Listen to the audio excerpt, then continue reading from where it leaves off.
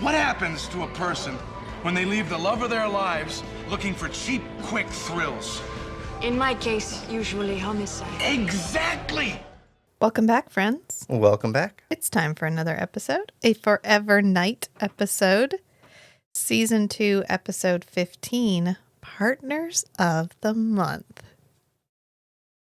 Matt was like, oh, this one. I think this is my third time seeing this episode. Because it's my favorite episode. Yeah, I think this is probably okay, that's a lie.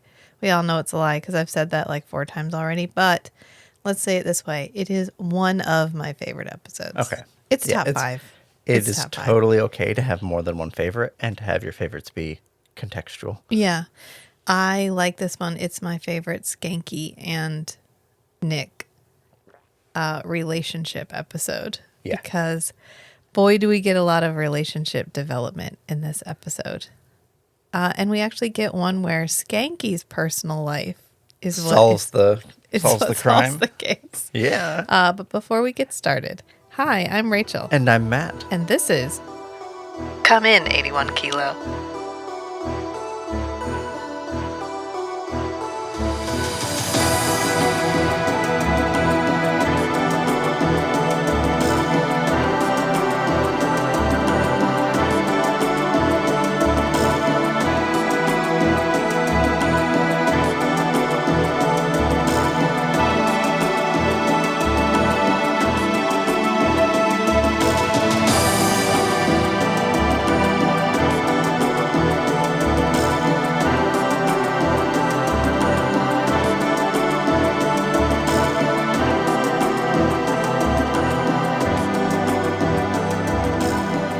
A Forever Night podcast.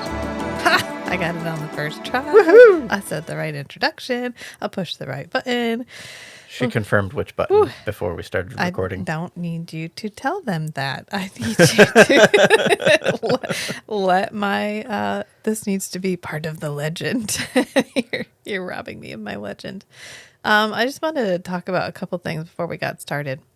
One is, and I think this is really interesting, when you're part of a fandom that really predates like social media and really predates like the connection of fans through easily accessible, like, oh, I'm going to go on Instagram and I'm going to search the hashtag Forever Night. I'm going to find all my 90s and we're going to get together and be, Yeah. like you would do now for a television show that's currently airing. I mean, there were listservs, which were email lists that you could email to one list and it went out to everybody. And those were big. And there were forums and there were individual websites that were part of like web rings and things. But it was a very, it's a thing that hasn't aged into a place where we still have it. Does that make sense? Like a lot of those old websites are up, but you know how to find them if you used to go to them when you were younger. And there's actually like a fan who is putting them all back up, for which I'm thankful because a lot of the people that used to run them have passed on or have moved on for other reasons, not mortality. And so a lot of the way that knowledge is shared among the fan base is very like apocryphal, like older fans passing knowledge to younger fans. And you'll see that if you go back and look at a lot of our Forever Night posts on Instagram, there's at least one fan who will usually go on there and post a couple of cool tidbits about, like the black silk pajamas got sold at auction because they used to have fan conventions called the Girtherings. Because of Garrett. And I just think that's really interesting. But one of the things I learned this week, all that to say, Garrett Wynn Davies still has the mantelpiece. Yep. And there's actually, he just shared or has shared a picture of himself with his wife in front of this mantelpiece. So the mantelpiece still exists. And I don't know, but I feel like that means the world is a slightly better place because this mantelpiece didn't get like chunked up after production was over. It got bought and still lives on. Or at least stolen from set. Yeah, it lives on. So somewhere in the world, this mantelpiece still exists. And if that brightens your day like it brightened my day, you're welcome. But this is really our, like, Nick and Schanke episode. Our who they are. Then we air a lot of dirty laundry in this episode, which we've talked about some, which is, like Schanke is never the first on scene. He's never the one to collar the bad guy. And one of the reasons we speculated, I think last episode, that Nick gets away with so much is because Schanke shovels the shit for him. He writes the reports. He cleans up the edges and makes it all make sense in a way that allows Nick to continue operating the way that he does. And Schanke gets absolutely no credit for that. Right. And this really dispels the notion that Schanke isn't aware of that. Right. Like, is Schanke does he realize his role in their partnership is the straight man? Or does he think this is like an equal partnership? Well, no. He is well aware of the fact that he is the ordinary man to Nick's extraordinariness.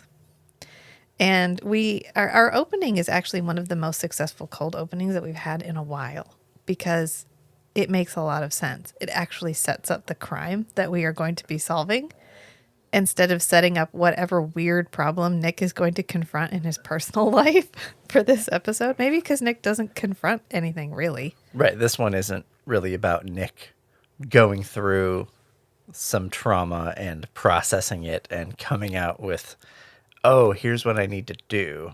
Yeah. Or either here's something I need to change in my life to resolve some regret that I have, or here's something that helps me solve this case that I learned from personal experience. Right. And we actually get some Jeanette and Nick background. Huzzah. I mean, we know how they met. But we don't know, like, okay, well, what happened? Like, why are they not together? Right. Is it this weird, like, sister-wife relationship? Like, what is happening here? And we finally get, like, oh, okay. Here's what happened. Here's how they used to be. And I love that part, too. I think that the multiple relationship development that we get in this is great. And I think that's why it's one of my favorites. We even get a little bit of Lacroix being emotionally available for like a second. So we even get a little bit of Lacroix development. I don't know. It's like 45 seconds of Lacroix. Yeah, come on. It's good. It's a good fucking 45 seconds. All right, so this is our cold open. Is really just like this lady is getting all dolled up. She's got on like a nightie. She puts on perfume, makeup, does her hair, and she comes down and her husband is on his very, very sophisticated desktop. It's a desktop, a monitor, and a printer. I had that keyboard. He's got it all at home. And a mouse and everything. And it's like, beep boop, my last will and testament. It has the like black and white screen. I don't know. I had this computer. You had this computer. This was probably like a $5,000 computer. Oh, yeah. Yeah. The first computer that we had at home, I think, was between $4,000 and $5,000. And Dad used to buy a desk with the computer. Like when you bought the computer, you bought the desk to go with it because it was going to go in its own room, your computer room at home, your office, and it was going to live in there. So that's what this guy is. He's in his office. He's on his computer, and he's apparently writing his last will and testament. Or rewriting. We don't know. Right. But she comes down and she's like, Sup, Jonathan? And he's like, Vicky, I told you 5 fucking minutes. She's like, yeah, you said 5 minutes an hour ago. And he's like, look, I'm just trying to get some work done. She's like, would you look? And so he turns around and he's like, yeah, you look nice. That's not the answer she wanted. You have pressed an incorrect key. That is the incorrect key, Jonathan. This woman just spent an hour getting that all on for you. The answer is you get up and tackle her. Yeah. And carry her up those stairs and do your duty. But he's like, no, I told you 5 minutes. 5 minutes, okay? Like, and then I'll be up there and we'll do whatever it is you apparently want to do. I don't know. I feel like I need more clues. So I said, I don't relate to this because this is a lot of work. I really just have to walk down the hallway. Right. And I was thinking this is why it's important to put these kinds of intimate engagements on the calendar. You put it on the schedule. Yeah. And then you say, Jonathan, Look at the time. We booked this ahead of time. Yeah, you're right. Yeah. Right. This is an important aspect of our relationship, and I am very task-oriented, schedule-oriented. It's on my schedule. Great. There is nothing less intimate about a intimate encounter that you have scheduled in advance. Nope. It is doesn't have to perfectly be fine. spontaneous. And it helps because sometimes you get busy. You have kids, you have a podcast, you got a lot going on. It can be hard to remember to like take time to be with each other. So you put it on the calendar. It's not that. Yeah. So then when we're sitting in the living room and it's like, oh, do you want to watch a movie? And it's like, no, it's a date night tonight. Exactly. But then we go straight into our intro. Oh, no, we don't, because I'm sorry, we missed the dead guy. I got caught up in this is how Matt and I schedule our love life. But literally, we come back and we hear a dripping sound and we're like panning around the office. And then we come back and there's a gun on the floor. And then as we pan up, there's a hand and blood is dripping off this hand and making this dripping sound. And then, oh no, Jonathan is dead. Oh no! I was thoroughly distracted by the screensaver though, because this was like the Windows screensaver. It was this one, it was the pipe one, or it was the maze one, or the Starfield where you like flew into the stars. Yeah, well, that's a little bit of flashback for you. And then we go straight into the intro. And when we come back, it is Schanke. And Skanke's like looking in at the office. He kind of has a powwow with Nick about the fact that this guy wrote a suicide note on his computer and printed it out. He's like, yeah, the personal And he touch. didn't even sign it. He didn't even sign it. And we go in and we have a brief talk with Natalie. And I'm not really sure what the purpose of this is, but Skanke's like, oh, there's no starburst. Right? And she's like, you are correct, Schanke. Often when people commit suicide, they push the muzzle against their skin, and this creates a flash of gunpowder on their skin, which looks like a starburst. And he's like, I knew that. But for the viewer before like CSI, I guess. Yeah, you couldn't Google that. You couldn't, you weren't. When did CSI come out? Like, when is CSI the first CSI? the pilot episode of CSI aired in October of 2000. Oof. God, right in the chest. 2000. I knew it was around then because when I went to school, when I went to college, everyone was going for criminal like science. Yeah, and that would have been shortly after that. Yeah. Well, Natalie is really like, yeah, I don't know. I really can't say anything conclusively. Like, it's not a slam dunk suicide, but it's not a slam dunk suicide. I don't know. It just means the gun wasn't against his skin. Yeah, I mean, that's all I've got for you. And Nick's like, yeah, well, it's low caliber, low velocity. And she's like, yeah, it's probably why there's no exit wound. So gun bullet's still in there, banged around like a ping pong ball. Ugh. And Nick is like, okay, well, you know, whose gun was it? And apparently it was Victoria's, because then we go up to talk to Victoria Levy, who is upstairs still in her nightie, because apparently she went to sleep in that. Hopefully waiting for Jonathan. Hopefully. Poor Vicky. And this is our first indication that something is not right with Schanke, because Skanke's like, is this your room? And she's like, what do you mean? He's like, I don't see any male stuff in here. He's making a lot of presumptions. Yeah, he goes, I don't see any dude stuff in here. You weren't sleeping together? And she's like, I'm sorry, what the fuck? so is Nick. Nick is like, Schanke. That's a little bit, could you like, what the fuck, Schanke? And she's like, he worked 20 hours a day. We had separate bedrooms, so he wouldn't wake me up when he came to bed. Like, we were in love with each other, but it was just more convenient for us to have separate bedrooms. And Skanke's like, right. And then they cut to the car, and Skanke's like, she did it. Wife killed him. And Nick is like, Schanke, what's going on? What's really bothering you? And Skanke's like, well, nothing. You've got a vibe. Yeah, I'm sensing something. I'm pretty obtuse, but what's the reason for the vibe? Well, what are we vibing with here tonight? And Skanke's like, nothing. I just think she did it, and I know she did it because women are evil. And I have come to this I on my like own. the people have enemies, like spouses. Yeah. Yes. And spouses can sometimes be enemies. And they were not having sex. And if they weren't having sex, then they didn't have a healthy marriage. And if Yeah, they didn't sex have is a the healthy foundation of a healthy marriage, and you can't have sex when one of you is sleeping on the couch. Yeah, he goes, it's really hard to generate heat from the living room couch. What's really bothering you? Who said I'm bothered? Well, I thought you could have been a little bit more tactful about their sleeping arrangements. Sex is the cornerstone of a sound marriage. Come on. Just because they slept apart doesn't mean... They weren't doing it? Well, trust me, Nick. The idea that married people make hot monkey love while sleeping in separate beds went out with Lucy and Ricky. It's impossible to generate any heat from the living room couch. Pretty damn difficult to get any sleep, too. And then he yawns and goes, it's hard to get any sleep either. Skanky, are you talking about the case? Are we still talking about the case, Schanke? Normally this would be us going, Nick, are we still talking about the bad guy? Right. But today it's Schanke. And then we come back and he's trying to talk to Cohen. And he's like, look, here he is. Here's his death thing all finished. Look how good I am with the paperwork. Just like we're really good partners, Cohen. And he's like, don't you think you should put us in for Partners of the Month? That's Officer Schanke. The C is silent. What does he say? The H is silent and the C is not. The K is hard and the H is not. Yeah, or it's something Or about the silence. C is 'cause- hard.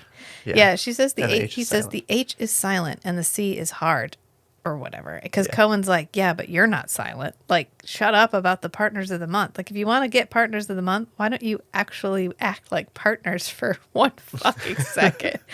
Know where your partner is during the entirety of your shift. Just ballparking it here, and she's like, listen, if you want this Partners of the Month plaque, like if you want that, you're going to need to try to stay in sync on this one.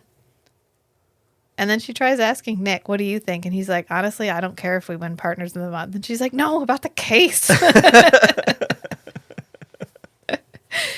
And he kind of gives her his like, I don't know. Skanky's convinced it's the wife, but I'm going to need more convincing. And then they go to Natalie.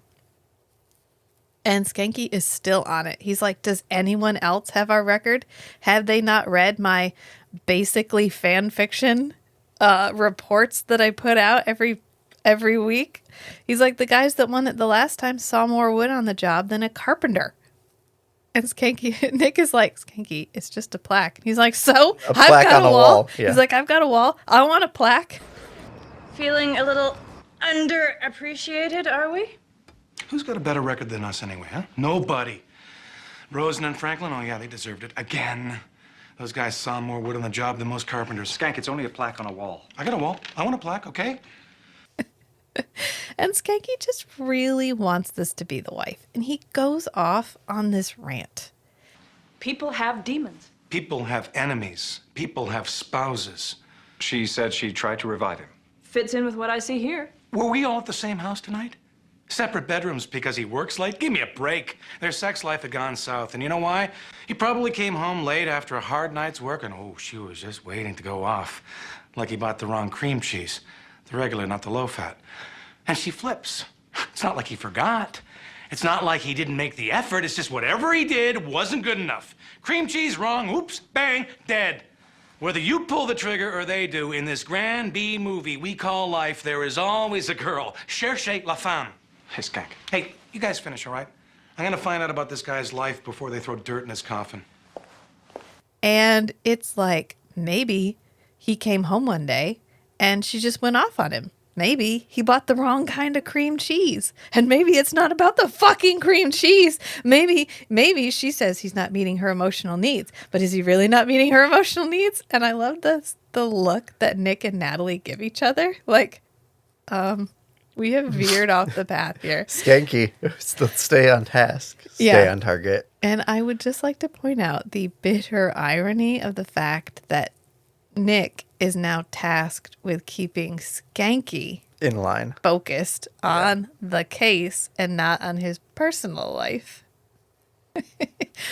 That's a little bit pot calling the kettle black.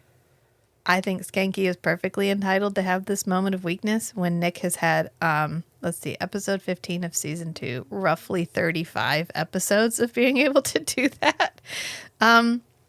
You know, come on, give the man a minute. He wants to rant about cream cheese.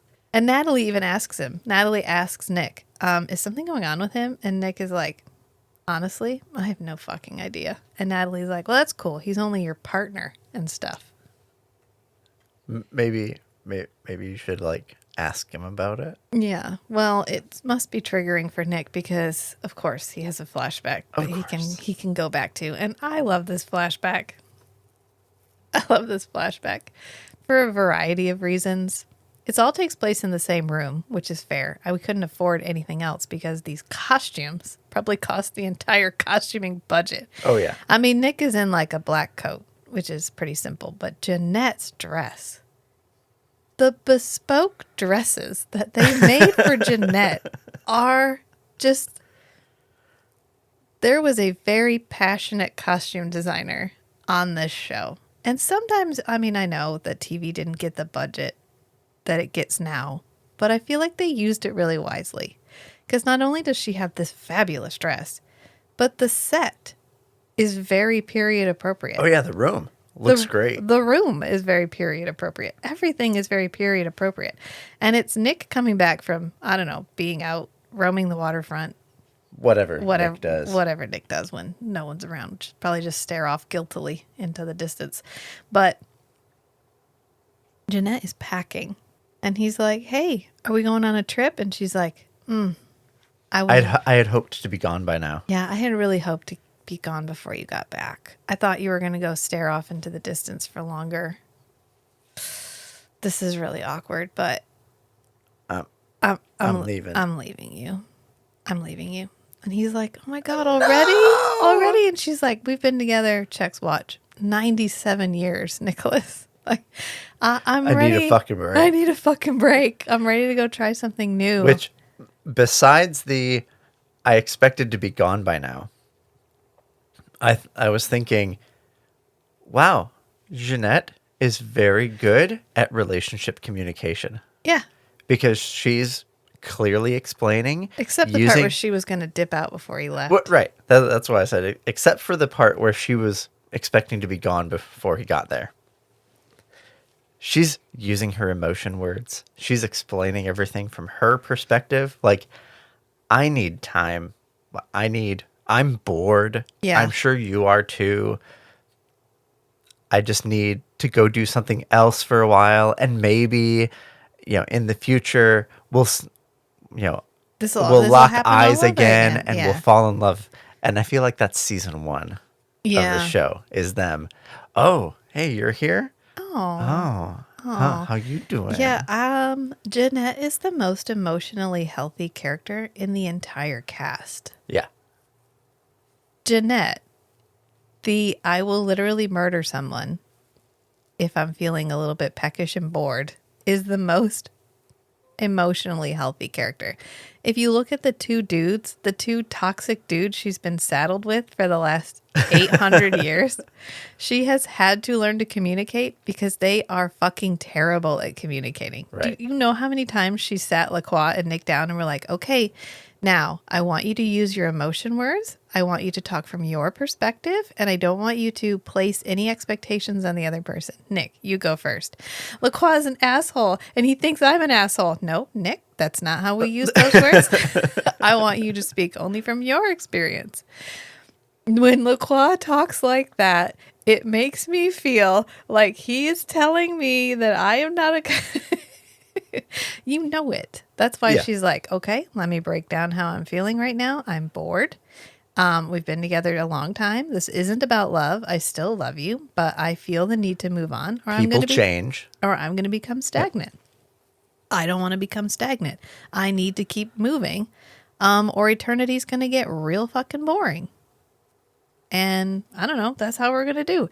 And then we go back and we get our Nightcrawler. And this is another one of my... I just love this moment because we're doing our Nightcrawler monologue. We do our Nightcrawler monologue fairly regularly in the last couple of episodes.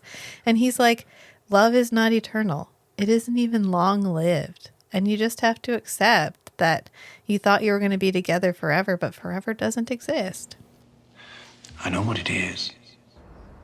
You cannot accept what you must. That love is not eternal. It's not even long-lived.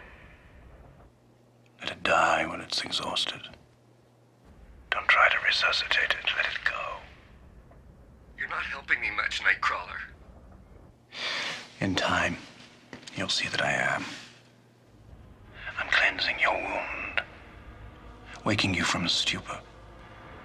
Because of your grief, you cannot see that I'm an ally. But in my way, I love you all. And I want your love back. You know, and it's okay. That doesn't mean that the love didn't mean something, but now it's gone, and that's natural and normal. And then he actually has a caller, because the caller's You're like, not helping me much. oh, you're not helping me very much, Mr. Nightcrawler. Who calls into the Nightcrawler for relationship advice? Was it last week's episode where he ranted about the full moon and how it makes you do crazy things? Is it the fact that he is clearly talking to one person all of the time? Oh, maybe you think that's you. It's not you. It's Nick, I promise. That's called a parasocial relationship. Yes. It's just so wild. And so then we switch to Nick. No, he Camera keeps view. talking to Right, the caller, and yeah. he's like, it's okay. I know it hurts you right now, but you'll see eventually. I'm helping you. But then we switch to Nick sitting on the couch, Oh, yeah, listening. listening on his radio that is obviously controlled by the remote control that he has in his hand. Everything is that does controlled by the everything. remote control. His fire, his blinds, his radio, his TV. It's His day must be ruined when he cannot find the remote. because nothing has buttons. So Yeah. he can't do it if he doesn't have the remote. He's like, God damn it, where's my universal remote? And he can't. Literally universal remote. It unlocks the door. It opens the refrigerator. Anyway. He keeps going and he's like, listen, I'm trying to help you. And I know it hurts right now, but you'll see someday that in my own way, I love you. And you just can't see it because of your grief right now. Right. I'm your closest ally. But once that passes, you'll see. I love you and I want your love back. I love you more than she ever did. Wow. LaCroix's like, I'm really trying. Every time I killed somebody, it was for you, Nicholas. well, most of the time. Most of the Sometimes it was on a whim. 80. but- We're batting an 80. 80% of that. That was for you, Nicholas. Some of it was just to be a dick, but some of it wasn't. I swear to God. And this is when Schanke arrives at Nick's apartment. I love every scene of them together when they are together at the apartment because Bachelor Schanke. Schanke has been to Nick's apartment, but not in this way. Not in Never like, as a casual visitor. never as like, I'm coming to stay Right. because you're my partner and you're the only person I think I can turn to in this moment. We literally risk my life every night while we're out together. And I think we have this super deep bond. And I think I'm cashing that in right now. And it's just not what he thinks it's going to be. And it's not necessarily because Nick doesn't feel that way about Schanke, but because Nick has a lot to hide. And his apartment is where he doesn't have to hide anything. Right. And so as soon as Schanke arrives, now this is another place where there's an expectation for him to hide what he is. And he can't handle it. And I think that's why he doesn't handle Schanke coming very well. Because Yeah, and it's a surprise. yeah. He doesn't get to, like, have a moment and put the mask back on. Right.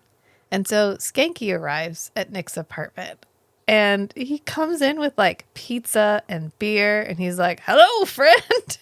And he like comes in with the pizza and he's like, oh, you wouldn't believe how hard it was to find a place open at 5 a.m. But I did it just for you, for us, because we're going to have a great time.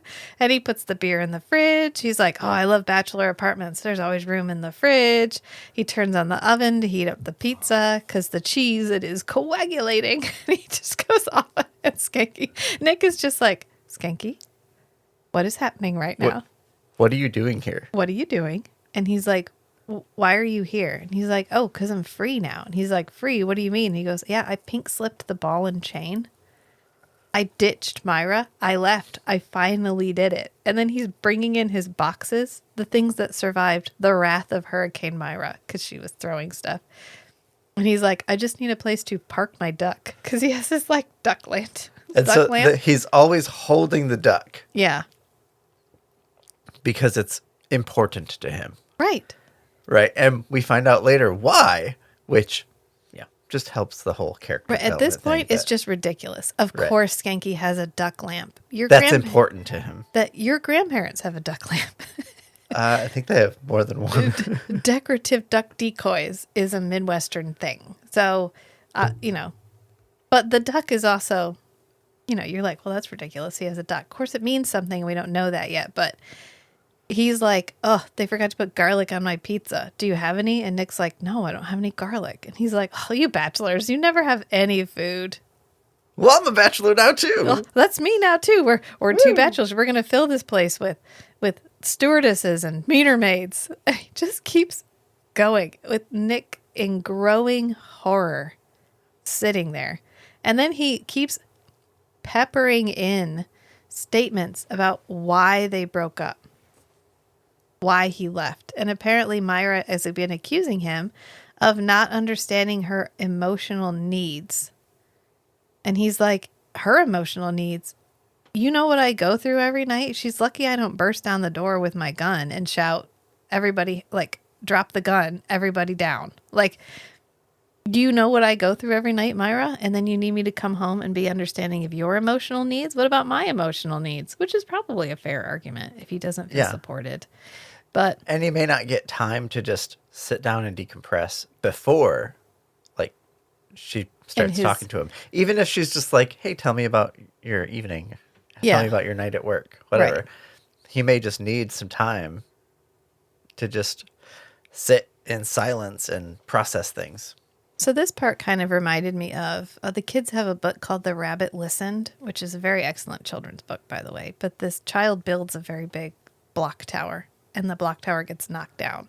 And so a variety of animals come to talk to the child because it's very upset about the fact that this block tower has been knocked down. So the first one is like, oh, we'll rebuild the block tower and it'll be even better this time. And then the next one is like, oh, well, you didn't even like that block tower. Aren't you glad it's gone? Yeah, and each of these animals isn't, the child isn't feeling better. Right. After. Another one is like, let's find revenge on whoever knocked the block tower down. But finally, the rabbit arrives.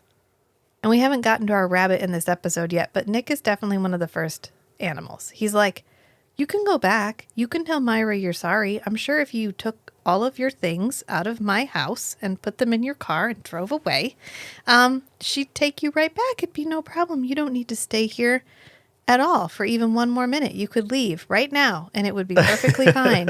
And Skanky's like, what are you trying to say, Nick? You don't even want me here? Do you not want me here? I'm sorry I came here. I thought you were my best friend. It's over, Nick. I wanted to come here and tell you first because you're my best friend. You're my partner.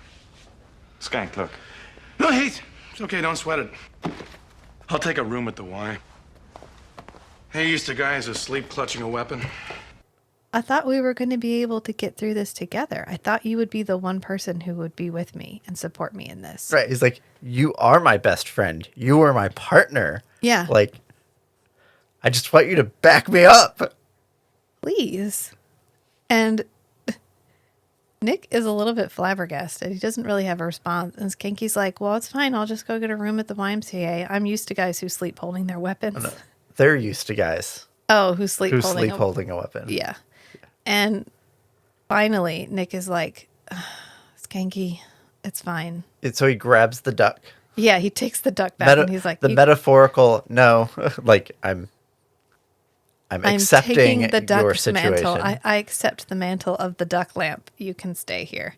And Skanky is like, yes. And he's like, thank God Almighty, I'm free at last. He's like, I should have done this years ago. And this is so traumatic, of course, that Nick backs into a flashback about the time his wife left him. And because he's thinking about what Skanky said about the fact that he's free now. And so he remembers saying the same thing to Jeanette, which was like, she said, oh, it's time for me to be free. And he's like, what is freedom? Freedom from what? How did I hold you back? How are you less free when you're with me than you are when you're out on your own? And she's like, this isn't about you. It isn't about us. This is about me needing to change. This is about my growth. This is about me, Nicholas, for once. It isn't fucking about you. And he's all mad about it. He's like grumping and looking out the window, which I just love how pouty he is about this. Which is so in character. Because she's like, listen, someday, maybe 100 years, maybe a couple 100 years from now, our eyes will meet and it will be just like the first time all over again. And then we'll get to be together and it will be like no time has passed. And he's like, what makes you think I would ever take you back? Ooh, Nick, don't burn this bridge. I love her answer because she just walks over. And when he turns his face towards her, she kisses him and he kisses her back for a second before he realizes what he just did. And she's like, you will. Like, did you see this? I am Deborah Duchesne. You will take me back. And he's like, God, yeah, you're so fucking right. I just don't want to admit it out loud right now. And then we get the breakfast scene. I love the breakfast scene so much. So we see a table arrayed with a large breakfast. And Schanke's on the phone and he's like, are you a mother-in-law or an attorney? And he's like, yeah, well, you're not my idea of a perfect son-in-law either. And then he hangs up on her. And Nick comes down in his thanking robe. He's got his robe on. And Schanke's like, good morning, partner. How do you like your eggs? And so he like plops eggs in front of Nick and Nick like collapses at the table because he just woke up. And Schanke's like, you don't mind if your yolks are broken, right? He's like, me, I like my eggs loose like I like my women. Nick says nothing And he just through stares this at like banter. And he picks up his coffee and he walks over and he's pouring blood in his coffee from the refrigerator. And Schanke's like, oh, the cream's on the table. And so he turns around to look at Nick and Nick like darts the bottle and the cup behind the thing. And he's like, it's fine. I take it black. And he's like, no cream, no cream. And then he sits down and he just stares at Schanke. And Skanke's like, you're not going to eat, are you? And he goes, no. And he goes, no eat? And Nick goes, no eat. And this is what Schanke does is, fine, after everything I have done for you. From the bottom of my heart. You don't appreciate me, do you? No one appreciates Schanke. That's fine. It's fine. And he's like, starts scraping the food onto his own plate. He's like, I'll eat it. It's fine. Women. Hey, buenos noches, compadre. Sleep okay? Come in, get it. Took the liberty of doing some food shopping.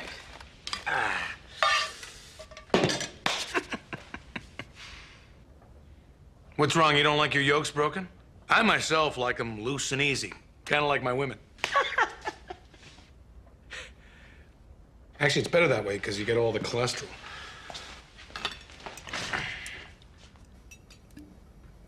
Cream is on the table. I'll take mine black. Great job, huh? I love to cook. Love it, love it, love it.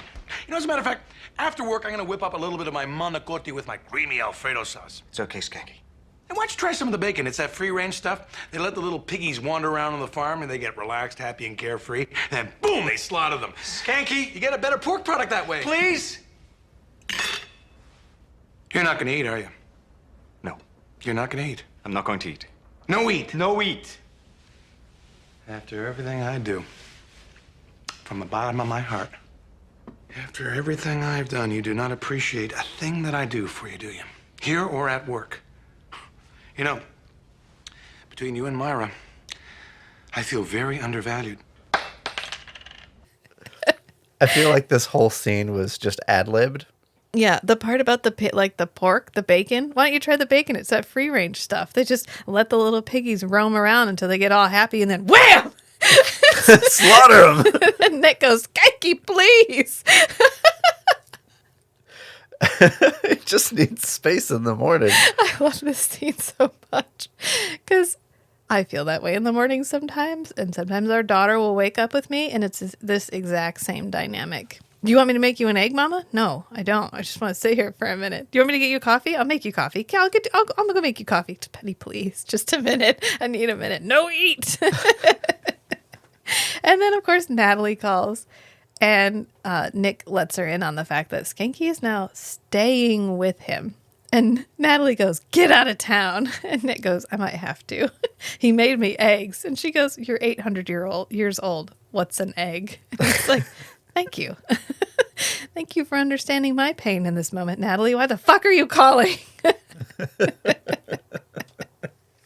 And she's calling to confirm that it was not a suicide.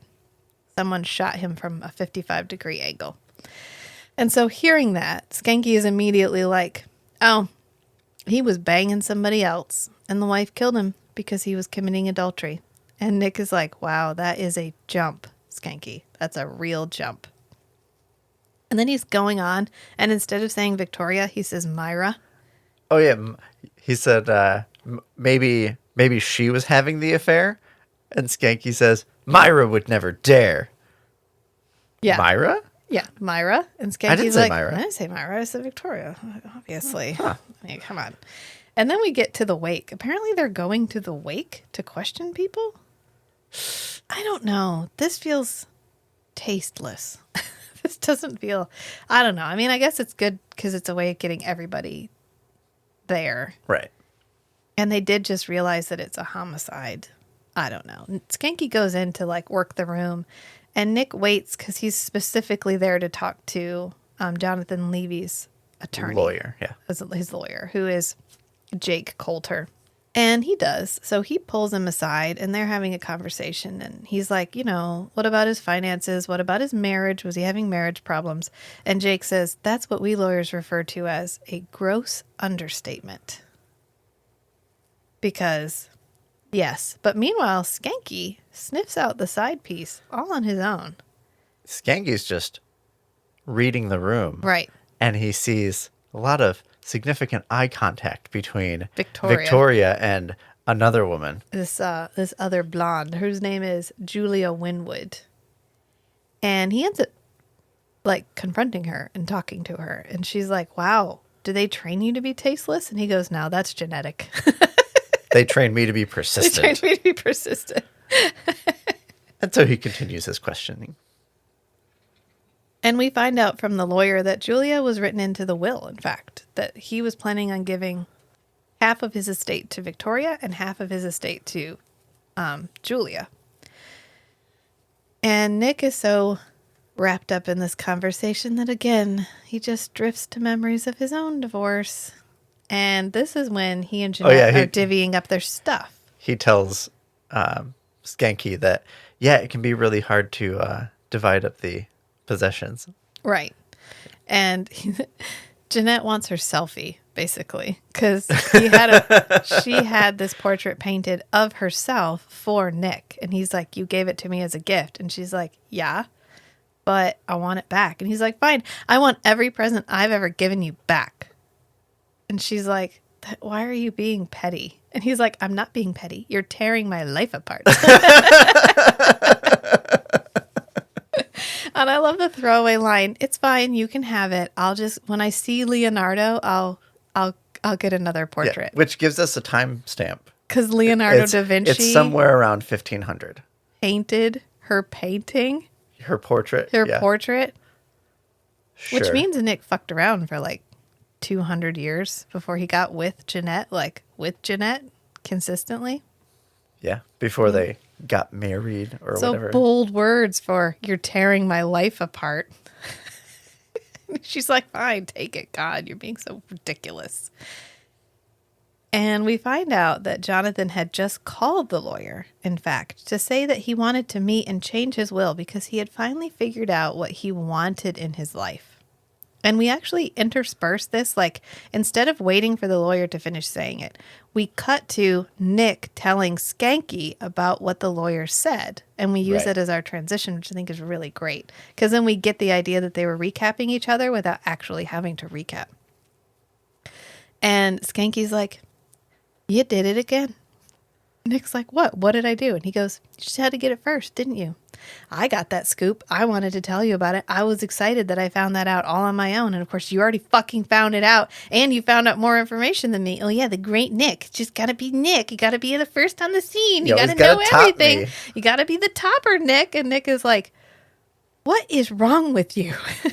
Isn't it great we got confirmation from 2 sources about this information? And Schanke's like, no, it's not. I wanted to be the one that knew.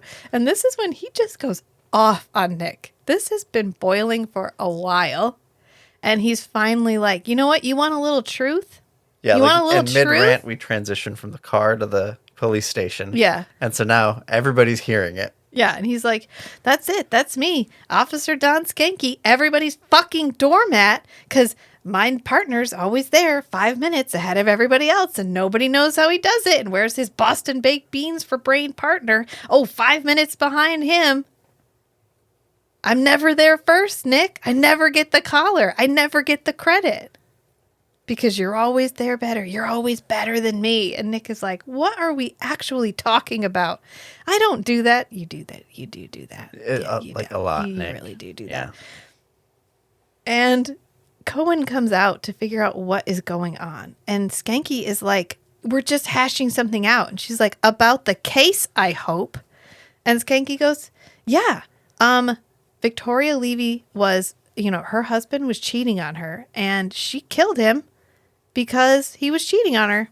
And because he was about to change the will. He was going to change the will and leave everything to the mistress. And Cohen looks at Nick and she's like, is this true? And Nick does not back Schanke up. He's like, I don't know yet. Like, there's some evidence, maybe, but we don't, like, and she's like, it's fine. It's all hearsay anyway. So we can't even arrest her, even if I agreed with both of you. It's all circumstantial. There's nothing we have to hold her on. And Schanke is so fucking over it because Cohen's like, stop acting like you're married. And when she walks away, he's like, seriously? You couldn't back me up even a little bit? And Nick's like, do you want me to lie for you? And he's like, no, I want you to act like my fucking partner. Is that so hard? Get creative like I do in the reports. Yeah, I know. And then we break up the tension by talking to the department IT guy, which I thought was really funny. He's like, oh, this guy had more protections on his computer than Madonna's home phone number. He's like, I had to go through 12 passwords. I had to go through half his family line just to get most of them. And he's like, then he wrote his own program. So then you have to know the language to even be able to have them give you the time of day. He's like, but I found it. He just got the copy of the will. Yeah. It's just really funny. The little IT guy who was back there working, but it's the same will. It's the 50-50 will. So it doesn't really change anything. It doesn't give him an idea of what he was planning to do. But they decide to go talk to Julia Winwood. And they're going to get on the elevator, which is like a service elevator, up to Julia's apartment. And so Schanke's like, snakes and traders first. This is great. And Nick is like, I'm not doing this right now, Schanke. But he doesn't get on. So he's very obviously emotionally reacting to Schanke's emotional volatility.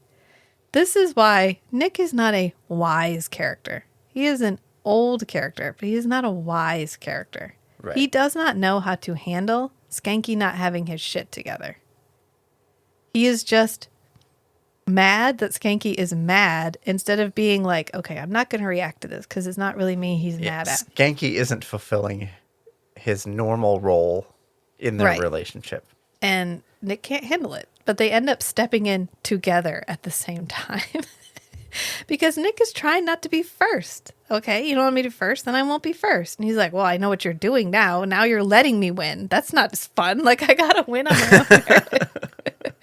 And they talk to Julia Winwood. And this is one where, like normal, she would be talking about the case, but also a little bit talking about Nick. But in this case, she's talking a little bit about the case, but talking a little bit about Schanke.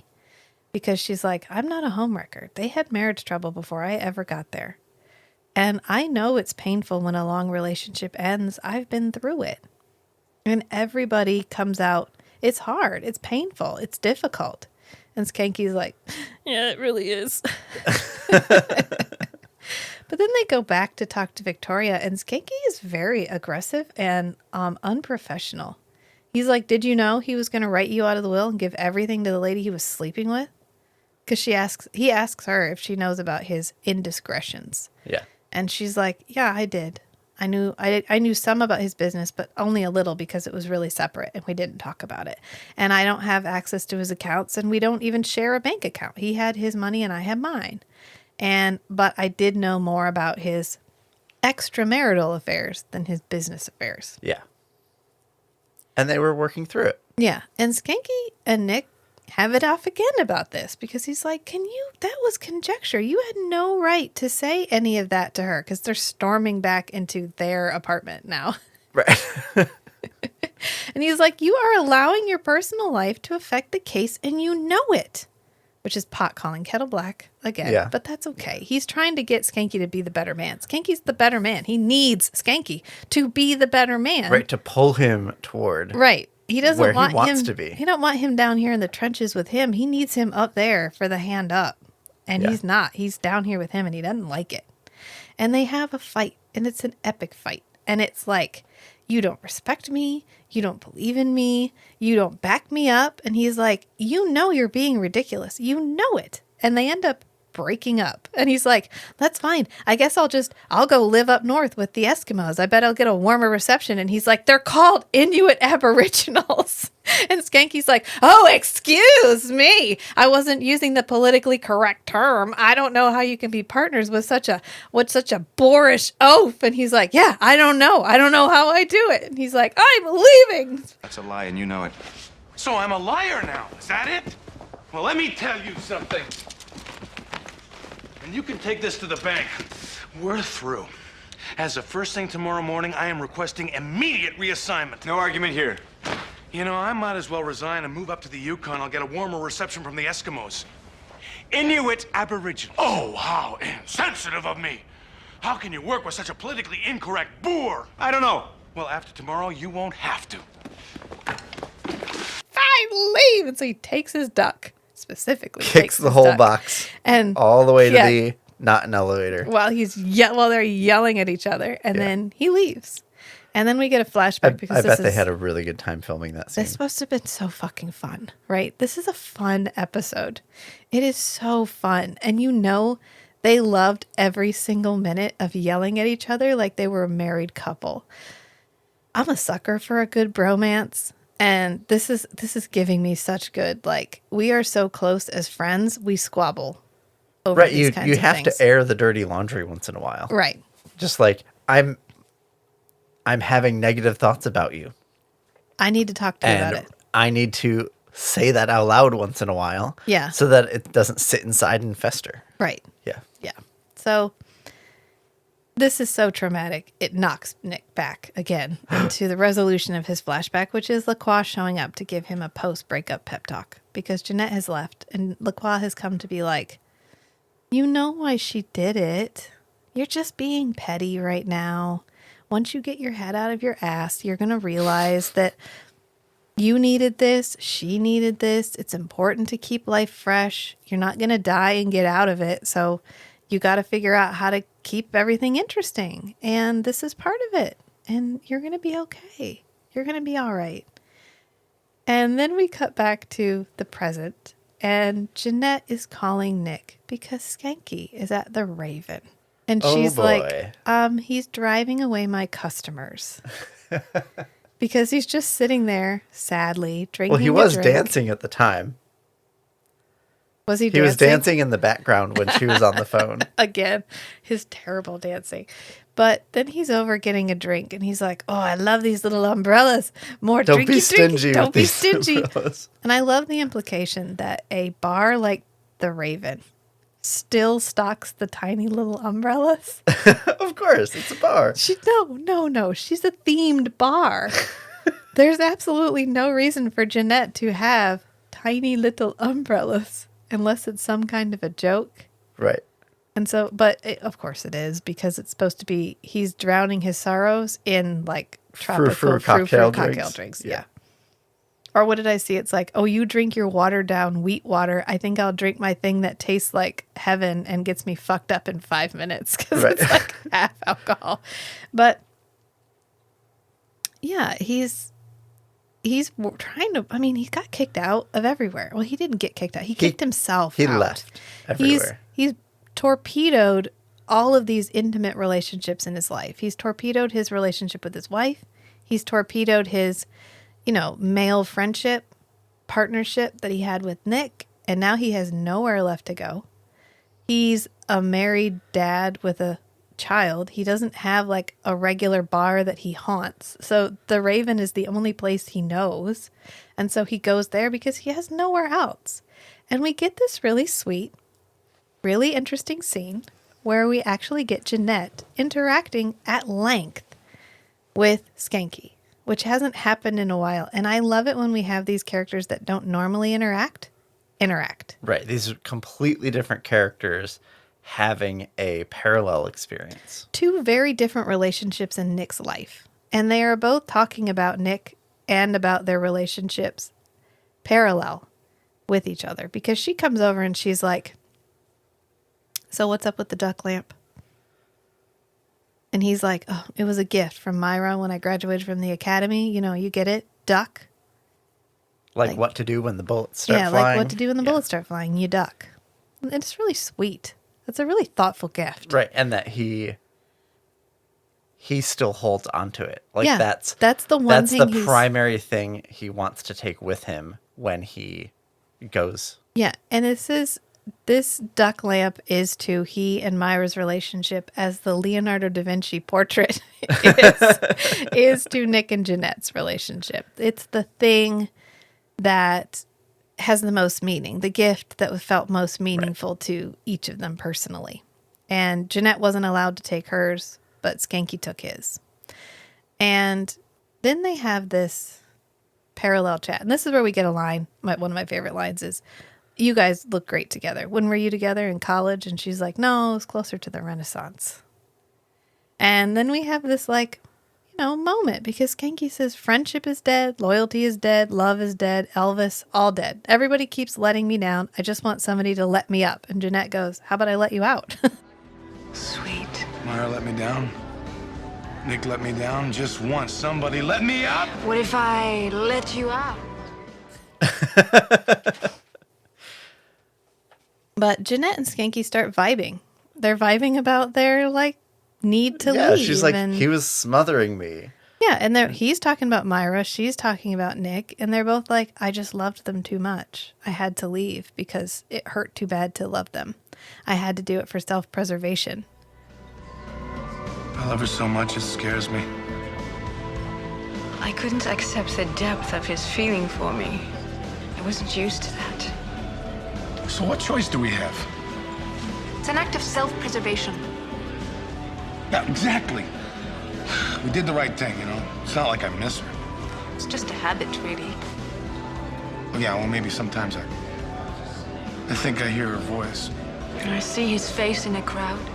Or call her name out loud. I remember the softness of his kiss. Is it me, or do we just walk into a Sinatra song? And finally, Schanke goes, is it me, or did we just walk into a Sinatra song? And she's like, well, that's my cue to kick you out, because, woof, that was a weird moment we just shared. Oh, no, well, then he has his revelation. Yeah, he says, we get married to them, kicking and screaming all the way, and the whole time thinking we're giving up something, like we're cutting off all of our options. And we finally leave. We finally go for greener pastures. And all we're going to do is get cheap thrills. And what are we actually, we're trading all of that for what? For just a couple of moments that mean nothing. And he's like, you know what I mean? And she's like, yeah, I do. But usually that means homicide for me. Like, usually I kill people. Oh, yeah. When that And he's happens. like, you know what that results in? Or Yeah. And she goes, usually in my case, homicide. And he's like, and then you want them back because you realized how much more meaningful the life you had with them was. And so you would give everything up and you would crawl back to them just to get it back. And he's like, oh shit, I figured it out. And he's like, Jeanette, tell Nick he'll know where I'm going. He's my best friend. He'll know exactly where I'm heading. I gotta go. I'll see you later. Hold my duck. And he just leaves. drunk. He's like, whoa, I need coffee. And this is when Nick shows up because Schanke has gone off to confront Julia Winwood. Because in the meantime, Nick has found out that a large amount of money was transferred. But Victoria can't do that because Victoria doesn't have access. The only one who does is Julia. Yep. And so we find out that he was going to write her out of the will. He was going to write Julia out of the will because he wanted Julia Victoria knew it. back. Yeah, and Julia knew it. And she wasn't above killing him to get what she wanted. And so Schanke goes to confront Julia Winwood. And Nick arrives at the Raven. I love this because Jeanette's like, I don't know. He said you'd know where he wanted to go. And he's like, oh, I think I do. Here, Jeanette called dispatch. Why? Nick, You have a cell phone, Nick. it would take you... It's taking you longer to explain to Jeanette about what to call dispatch about than for you to just do it yourself. What I want is a recording of Jeanette's phone call to dispatch. That's what I want. Hello. Just, how did she go about that? Did she pretend to be Nick and was all business? Did she have a conversation? Did she invite them to the Raven? Did they have a heart-to-heart? How did that conversation go? I dearly want to know. Maybe there's somewhere there's a fan fiction, like a 30-year-old fan fiction of Jeanette calling dispatch in this moment. Yeah. Because I think that would be so funny. But Julia Winwood is immediately on to Schanke. He's like, oh, I have some pictures here that you need to look at. And she's like, no, you don't. Get your hand off your gun. Get the fuck in the apartment. And he's like, oh, okay, you got me. And so Nick lands on the balcony because does he even know there's a door? I don't know. And he sees Schanke getting escorted at gunpoint through the Yeah, apartment. Julia's having him carry her luggage. Yeah. Which is really funny. Because she could have just killed him and we would have been done. But instead she's like, actually, it's really handy that you're here. My luggage is really heavy. Think you can carry it down for me? And so he's carrying her luggage out. And at first, Nick is like, okay, all right, how am I going to get her? And then he remembers the conversation he had with Schanke where Schanke was like, oh, yeah, Mr. Knight, always the first one on the scene, never letting Schanke get the credit. And he's like, oh, fine, Schanke. I'll try it. So he flies up to the roof. And jams the elevator cable. Stops the elevator with his like monster hands. He's like, "Rawr." He stops the elevator. And it just gives Schanke enough of an opportunity that he can arrest Julia. God, I can't remember their names. I think it's because it ends in a yeah sound, both of them, Victoria and Julia. And so he like knocks the gun out of her hand. He tackles her against the wall and he's like, 3rd floor, lingerie, handbags, and police custody. 3rd floor. Ladies' lingerie, shoes, handbags, and police custody. I mean, Schanke does win. He wins the one-liner game, right? Yeah. Oh, yeah. I think we can all agree Nick may be the first on the scene, but Skanke's commentary is always on point. And then we cut to Schanke talking. And at first we're just panning around. We're just panning around But the police precinct. station's full and everybody's looking towards the camera. Right. And it's some police officers, but it's also a bunch of people who've obviously been detained and brought there. Yeah. And so they're all listening to Skanke's speech. And he's talking about relationships and the importance of relationships and the importance of being on the same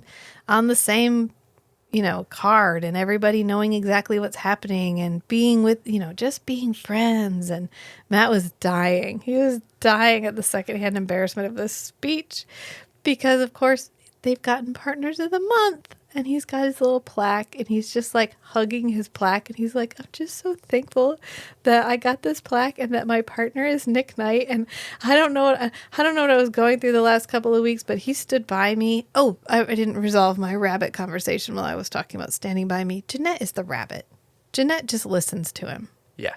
And all he ever needed was somebody to not try to put an agenda on this, but just to be like, yeah, tell me about it. Just sit there and be like, yeah, wow, that sounds really hard. Schanke needed soup. He didn't need medicine. He needed somebody to just sit there and talk through it with him. And Jeanette did that for him. But then Nick let him have his moment. The moment he needed to be like, okay, I am valid. I am worth Myra. I can make this work. And they have a heart-to-heart afterwards because Cohen wraps up the speech. She's like, and in closing? And Skanke's like, oh, yeah, I'm thankful Nick Knight is my partner. And we find out he's going out to dinner with Myra, and he's going to beg her to sing show tunes. And they're going to have this beautiful moment, and they're going to get back together. And Nick, you can come if you want to. And Nick's like, no, I got my own making up to do.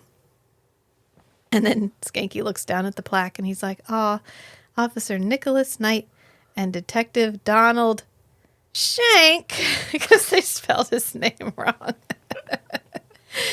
And then we find out that what Nick had as his thing he needed to do was he had his own duck lamp he needed to return to its rightful owner.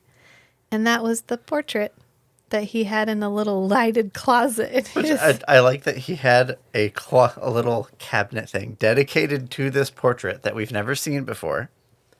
And that there's a switch on the door so that the light turns on when you open the door. Right. Well, you can't expose those paintings to continuous light. Well, right. But Yeah. you don't have to put... That means he's installed a light fixture in there within the last few decades. Right. Well, he loves the painting, honey. Okay. Leonardo da Vinci painted it. But he gives her the painting. And I love his line because she unwraps it and she does the I know you're standing behind me. So she turns around and he goes, eternal friends. Maybe more. And she's like, maybe more. Of course, we just had, was it Close Call, where they had Riverside Nookie? Right. And Maybe. I was thinking, they get together a lot in season 2. Yeah. Well, now we do. Yeah. Second half of season 2. Yeah. Yeah, because then we get our spinning kiss where they're making out. Yeah. Were they on some kind of rotating platform? Or the They must have camera been. was. Well, the background wasn't moving. Oh, I have no idea. So I was like, oh, I'm too focused on the kiss. I wasn't looking at the background. It was just the what makes you think I'll take you back? A half rotation, they could do just on their feet, but they spin around 2 full rotations. So they must be on some kind of spinning platform that's panning to the side. I don't know. He's the makeout king. That just happens sometimes spontaneously. They can fly. So yeah, no, I mean, sometimes when GWD gets into the moment, people just, it's like a 360 thing. It's part of the makeout king conservation of angular momentum. Yeah, it's fine. And that's a brilliant ending. And we're done. Everybody got back together. Everybody's happy except the guy who died. And Victoria finds out that her husband loved her and was planning to get back to her. And, it was a good wrap up. Yeah. It was. And I don't know. I just love this episode. I love all of they had so much fun filming this episode. And that's what makes this episode so much fun, is because everybody enjoyed being in it. And we got to see a different side of Nick. I'm grumpy in the morning and I don't like people to talk to me in the morning, Nick. Yeah, we got the relationship swap between Nick and Schanke. Yeah. And it was really nice. It was a good breather after some pretty heavy episodes. And, before we move into some even more, it was good. It was a good moment of let's pause and focus on what we haven't been focusing on, which is the interpersonal relationships of this show, because that's what makes this show work. The plot is immaterial most of the time. It's the people in the show that make it timeless. Right. And I think that their realization of what made their show work is why this show is still around. I think we find often in when we reboot television shows or we reboot movies or whatever, there's a real failure to understand what made the show work in the first place. Right. It's we're translating these features of the show over, but it's the wrong things. It's the wrong things. It's people like that he was a vampire and he was a detective. Well, we'll just make Moonlight and that'll be fine. Right. And it's no, it was the fact that he was a vampire detective who wanted to be mortal, and the relationships that allowed to happen. The people he got to be with, the interactions that he got to have, and then our window into all the things that happen because you have a best friend who's human and he breaks up with his wife and he comes to live with you. Well, what do? You don't eat. How do you take care of what you need to take care of without letting him in on the secret? Right. And still try to be there for your partner. right, and it leads to these really interesting, really funny, really organic feeling scenes where they're having these fights that could seem ridiculous, but because of the relationship we've established up until now, they don't. They feel like a natural airing of dirty laundry that needed to happen, and we're all glad it did. Yeah. Because in the end, it deepens the character of Schanke to know that he knows exactly what his role is in their relationship. That he is under no illusions about who gets first, who collars the bad guy every time. And it bothers him, and that's okay. And that now Nick knows it bothers him. Maybe he can work on it. We're never going to reference any of this again. As usual. As usual. Actually, we are. We're gonna see a couple of these scenes again. Yeah, I've seen a flashback, I think, from Skanky's perspective of it was closer to the Renaissance. Yes. Yes, you probably have, because that's favorite episode 2 of 5. Close Call. Oh, I said Close Call. I meant Crazy Love earlier. But Close Call, we're going to see this scene again. But that's pretty much our only episode where we do any referencing back. And it's kind of an elevator episode, but we're not there. We're not there. I'm living a spoiler-free life. I'm not going to tell anybody about it. Do you have any thoughts, feelings, or emotions that you would like to express? No, I think Since I we're expressed having them. a healthy relationship conversation right now. Do you have any dirty laundry you want to air? Maybe we should point out the definition of equivocation that we were using in Baby. Yeah. So Yeah. the definition I was using is the way John Vervaeke defines it, which is, let me look up the quote that I sent to this conversation on the Discord. Equivocation is when you fall into confusion precisely because you do not keep track of the meaning of your terms. So it comes from equivocate, same word. Mm-hmm. And when two people are talking, they may have different contexts that they're using that term in. Like in Baby, she's using floral metaphorical language to describe the existential effect of like your legacy of having children as eternity. Like, give me eternity, immortality by, getting me pregnant so that I can have a child and, my legacy lives on through my child. And Right. that's eternity for me. But in Nick's mind, eternity means vampire. Right. And so their equivocation there was that they had different meanings for the word eternity Right. and immortality. The equivocation isn't the clarification of what we each are talking about. It is the act of talking about, thinking you're talking about the same thing and you're not. Right. It is the act of that confusion. Right. If we don't keep track of our terms, what is the one he uses? Like, nothing is better than... Nothing is better than a long, happy life, and a peanut butter and jelly sandwich is better than nothing. And in those two situations, nothing means something different. Yeah. But if you equivocate on what nothing means, if you don't keep track of what nothing means in each statement, then you can make the statement based on A and B statements. You should eat a peanut butter and jelly sandwich and then kill yourself. Right. Because A peanut you've butter peaked. sandwich is better than a long and happy life. Yes. Yeah. Yes. And I was using it differently. That was on me. But it's really the mumbling or the lack of clarity. Right. And Is so the equivocation. solution to that is over communicating or asking the person, what do you mean by eternity? Yeah. When you imagine eternity, can you spell that out for me? What happens after I give it to you? Right. That if Nick had said something like that, that would have resolved the equivocation. Yes. And they could, have a more fulfilling reaction or interaction, and Nick could say, "Oh, that eternity I can't give you." Yes. Or let's talk about exactly what that means before we make that decision. Right. Before you make that decision. So you know exactly what you're getting into. Right. Or Nick could say, "Hold on, before I take an irreversible action, I'm going to spell out for you what eternity and immortality mean. Right. If I give it to you, what does that mean for you? Here's what it is.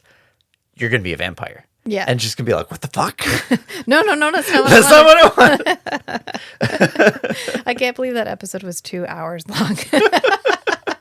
I mean, I kind of can because, wow, what a bold choice that episode was. This was a good but predictable sort of an episode. I feel like Partners of the Month is good, but it's very much in a 90s wheelhouse. Yeah. Except, I mean, yeah, even showing 2 male characters squabbling like this is totally acceptable because this is like a sitcom. Right. Where you have 2 male characters that live together and they're such close friends that they fight like a married couple. Right. That's fine. This is but what does Meg call her? A maybe lesbian? Be like, I'm not sure where she falls on any particular spectrum. And what she's really wanting is just like a genetic donation. Right. And the fact that we even brushed up against the idea that this woman didn't want the nuclear family. She just wanted a baby and then an absentee father. So she was allowed to do whatever the fuck she wanted. That would have been a very controversial position to have in the 90s. Yeah. Yeah. Yes. I mean, even still for some people today. So just a little bit wild and great. Like, I don't know. It's not everybody's cup of tea episode. I get that because there's some leaps that we take that seem a little odd, like Nick not clarifying what eternity means. And then Nick sort of trying to impose his own sense of morality on somebody else when, like, he doesn't do that to Jeanette at all. Right. Jeanette kills far, far more people. Maybe he feels more responsible for... God, we're talking about this episode again. Maybe he feels more responsible for Serena because he made Serena. Yeah. And so Serena, he's guilty of making her. And then, like, everything that she's done after that is his fault. Well, it's not even the first vampire he's turned. Right. And of course, the last one that we saw that he turned was, like, the woman on the beach. The I want to be beautiful lady. Yeah. Who had leprosy. And the first time she killed somebody, he was like, all right, fuck it. And he killed her. He killed her, like dumped her in the fire. So maybe this is on brand, actually. Maybe that's completely on brand. I don't know. We'll just have to keep watching. We have like 10 episodes left in season 2. Cool. Gonna get good. We're getting closer and closer to Curiouser and Curiouser, which is probably 1 out of 5. Top. It's like favoritist of favorites. Okay. Gotcha. I love Curiouser and Curiouser because we get to see all of the characters outside of what we normally see them doing. So anyway, that's spoiler free life.